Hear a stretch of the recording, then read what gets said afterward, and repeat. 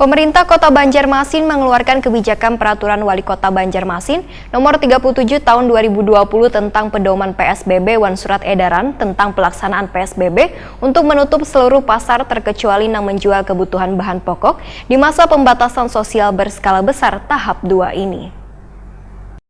Pemerintah Kota Banjarmasin mengeluarkan kebijakan Peraturan Wali Kota Banjarmasin Nomor 37 Tahun 2020 tentang pedoman PSBB dan surat edaran tentang pelaksanaan PSBB untuk menutup seluruh pasar terkecuali yang menjual kebutuhan bahan pokok di masa pembatasan sosial berskala besar atau PSBB tahap 2 ini. Artinya, tidak diperkenankan lagi penjual baju, kosmetik atau perlengkapan rumah tangga lainnya, termasuk penjual jasa atau tukang jahit atau lainnya di dalam pasar tersebut yang boleh beroperasi mulai Selasa 12 Mei 2020 hingga berakhirnya masa PSBB di Banjarmasin tanggal 21 Mei mendatang. Kebijakan yang dikeluarkan pemerintah kota ini pun mendapatkan berbagai tanggapan dari ribuan pedagang di kawasan Pasar Sudi Mampir, Banjarmasin Tengah jelang tengah hari Senin 11 Mei 2020. Anang, seorang pedagang baju, menyatakan sebelum diberlakukan aturan ini, sebaiknya Dinas Sosial Banjarmasin melakukan pendataan bubuhan karyawan dan pedagang atas pemberlakuan perwali tersebut.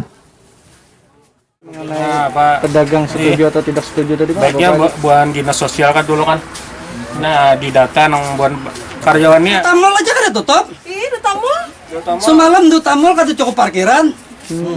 Nah, nang ada remi ini nang ditutup lah. Aduh. Sementara itu Sari, seorang karyawan toko pakaian, meminta instansi terkait untuk mendata bubuhan karyawan yang terimbas dari pemberlakuan aturan PSBB ini agar mendapatkan bantuan. Dengan mata berkaca, Sari pun mempertanyakan siapa yang akan memberikan gaji pada bubuhan karyawan bila toko wadahnya begawi ditutup. Kalau kami ini sedih bang Pak sebenarnya, karena kami ini karyawan, mengharap di toko ini juga. Amunya kami kada begawi kayak Pak. Jangannya paham bagian pemerintah nih nah, didata karyawan nih nah.